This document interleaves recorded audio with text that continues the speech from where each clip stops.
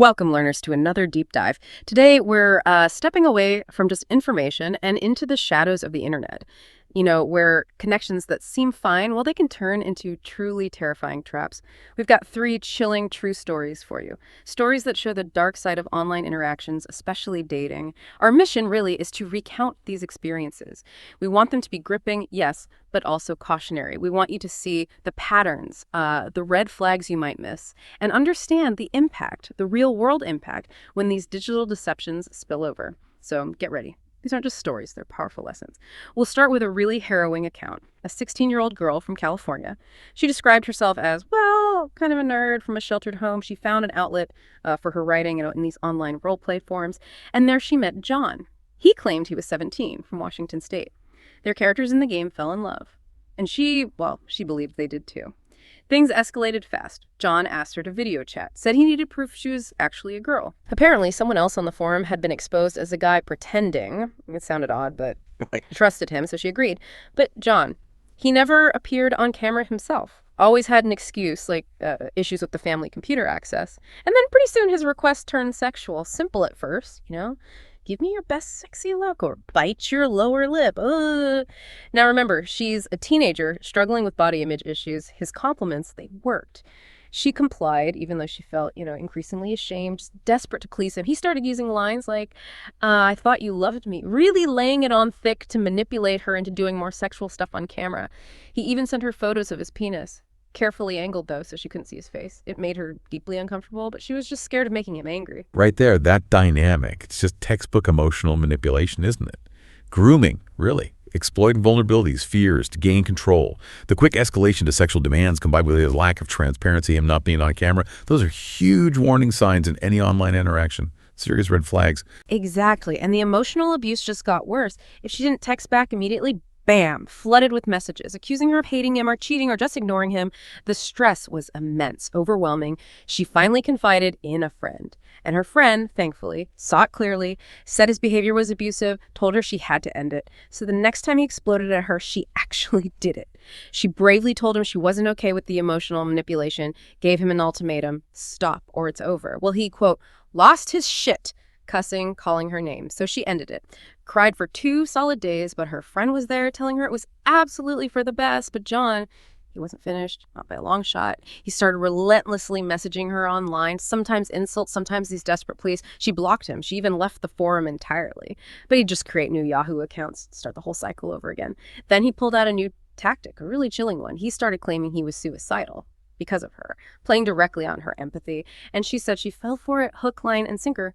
Took him back, but only if he promised not to hurt himself. That relentless pursuit, the stalking, the post-separation abuse, it's characteristic of individuals with a profound sense of entitlement. They feel they own the victim. And the threat of self-harm, that's particularly insidious. It's emotional blackmail, pure and simple. Designed to prey on compassion and force the victim back under control. So he agreed not to hurt herself, but only if he could see her on cam again. When she did, he immediately started demanding more sexual acts. When she tried to refuse this time, he threatened to slit his wrists right then. But that's when her friendly words came back to her. You're a good girl, and you deserve someone who isn't going to manipulate you. She finally found the strength, told him no, blocked him again, created a completely new email address. She really thought, this time it was over. It wasn't. 2 weeks later, she's at the bus stop after school with a crowd of friends. This brown sedan pulls up. A man steps out. He looks maybe mid-20s. He calls her name. Now, she has a common first name, but he walks straight to her. Grabs her, roughly by the shoulders, starts pulling her towards his car. She screamed, but his grip was like iron. Luckily, other students saw it happening. They jumped in, tackled the man to the ground. Others ran to get the school police officer. The man was screaming her name, claiming he was her boyfriend. The police arrive, cuff him, and a terrifying truth comes out. This man. He was John. He'd lied about his age, his location, everything. And how did he find her? He tracked her down to her specific school using a school sweater she had worn on webcam once. Just a small detail. It's a chilling lesson in what we call digital breadcrumbs. We worry about big data breaches, but often it's these tiny clues we leave online. A logo on clothing, something in the background of a photo, maybe even hidden metadata. That sweater was a geographic pinpoint for him. It shows how determined individuals can piece together seemingly innocent information. It can be used for doxing, tracking, real harm. The police searched his car. What they found inside: rope, duct tape, sleeping pills, women's clothing, and, quote, a big fucking knife. This testimony revealed his plan: take me away, force her into marriage, make her live a happy life with him. It also came out that this John had a record, including the rape of a 14-year-old girl when he was 19. The last time she saw him, he was crying, just staring at her from the back of the police car. She said she still shivers thinking about it. And how foolish she felt, giving so much info to a stranger, letting herself be manipulated like that. The audacity is stunning. How online deception became a real-world abduction plan. It's terrifying, but sometimes the deception isn't about long-term grooming. Sometimes it's about a sudden, shocking confrontation. Our next story from 2008 shows that side of things. Okay, so picture this. A 20-year-old male college student. He's home for the summer, small town near Tacoma, Washington, just kind of dabbling in online dating, wasn't looking for anything serious. Then he gets a message from someone calling herself Anna Richardson. Anna claims she's a year younger, 19. Says she goes to Everest College in Tacoma, interested in art, literature, majoring in math. Her profile has several, attractive pictures. Seem totally legit. They chat a bit, agree to meet for dinner. Now, here's the first slightly odd thing. Anna suggests he pick her up from her apartment. Says she doesn't have a car, supposedly crashed it recently. He thought it was a bit strange, yeah, but he wanted to be a gentleman, so he agreed. They swap numbers, speak once on the phone briefly. The voice was female, didn't sound old. So no major alarm bells yet. The day of the date arrives. He drives to the address she gave him. Nice part of town. It's a 3-story townhome, kind of a weird setup. Landlord on the first floor, Anna supposedly on the third, with separate side stairs going up. He goes up the stairs to the 3rd floor, knocks on the door, and waits for 5 minutes, which feels long, unnerving. Finally, the door opens. It's not Anna. It's a man, a rather large, middle-aged man with the most bizarre look on his face. Okay, warning bells are going off now, obviously. But he's confused. His first thought, maybe it's her dad. So he just dumbly asks, is Anna here? It's that clash, isn't it? Expectation versus immediate bizarre reality. We're so conditioned to be polite, to rationalize strange things. Your brain tries to fit it into a known box, even when your gut is screaming danger. Predators exploit that split second of disorientation. And this highlights a different approach. Not the slow groom, but using online platforms for quick reconnaissance, targeting, aiming for an immediate physical encounter. It's less catfishing for emotion or money, more like setting a direct physical trap. Right. He instantly realized the danger he was in. Tried to turn, get away, but the man grabbed his arm, rasped out, "I'm Anna!" Our guy is smaller, shorter, much younger. He struggles, trying to break free, screaming for help. The man's trying to pull him inside the apartment. Fortunately, just suddenly, the man lets go. The student doesn't hesitate. He bolts, runs down the stairs, jumps in his car, and drives straight home. Doesn't look back. He was, understandably, immensely freaked out and frustrated because nobody heard his screams. He told his roommate what happened. His roommate convinced him, you have to report this to the police and take screenshots of the messages, everything. So the next day, he goes to the police station. He felt like maybe they weren't taking him completely seriously, But they did file a report, said they'd question the man. The next morning, the police called him back. The Anna impersonator. Vanished. Just gone overnight. The landlord confirmed it. He'd packed up his car and left in the middle of the night. But left all his other belongings behind in the apartment. The landlord gave the police his name, but a background check turned up absolutely nothing. 0. Police advice. Delete the dating account. Change his phone number. They basically said there wasn't much else they could do. He never heard anything more, never saw the man again. But he's left with all these burning questions, like, who was the woman on the phone? It wasn't a recording. She used his name. And who was the girl in the profile pictures? Where did he even get them? And the most terrifying question, what was that man planning to do to him? The whole thing, he says, remains just so bizarre. Really makes you think twice about meeting locations. Absolutely. Our final story tonight takes us back a bit further. Back when the internet was still pretty new territory for a lot of people. Dial-up era AOL chat rooms. We follow a 14-year-old gay boy living in a small Midwest suburb, really struggling to find anyone like him. He turned to those AOL chat rooms, where you just strike up conversations with strangers based on their profiles. He'd recently come out to his mother, and she hadn't taken it well at all, which made the internet feel like his only safe space, his only refuge.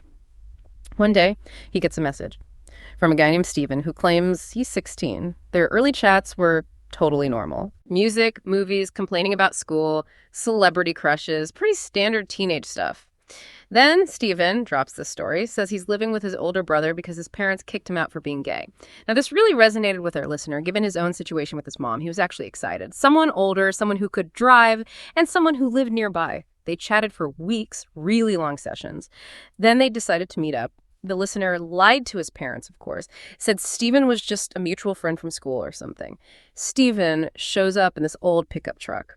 And to the listener's immense relief, he looked exactly like his pictures. Red hair, goofy smile, definitely not some creepy old catfish. Right, the term catfish, someone creating a fake online identity. In this case, initially it seemed like he wasn't being catfished visually. Exactly. That first meeting was actually fun. They drove around, got food, went to a guitar shop, saw a movie. Our listener was just thrilled.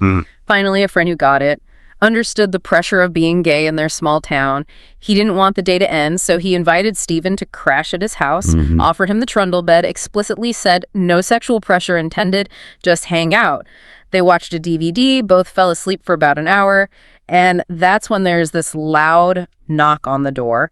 Wakes up his parents. It's a police officer at the door. Turns out he's a friend of his dad who's a retired cop.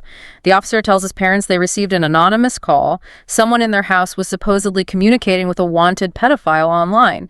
His parents immediately go to his computer, force him to downgrade his AOL account to kids only right there, while Stephen is still asleep on the trundle bed.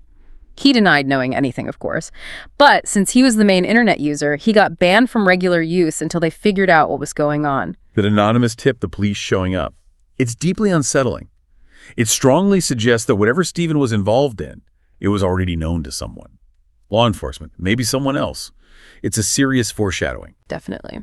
So the next day, Stephen and the listener are out driving around again in the pickup truck. Suddenly, this SUV just slams on its brakes right in front of them, does this squealing 180-degree turn, and starts aggressively tailgating them, honking like crazy. Our listeners scream, "What's going on? What's happening?" But Stephen, he's completely silent, just driving. It felt like an hour-long chase, but it was probably only 5 minutes. Finally, Stephen pulls over, jumps out of the truck, motions for the listener to follow him.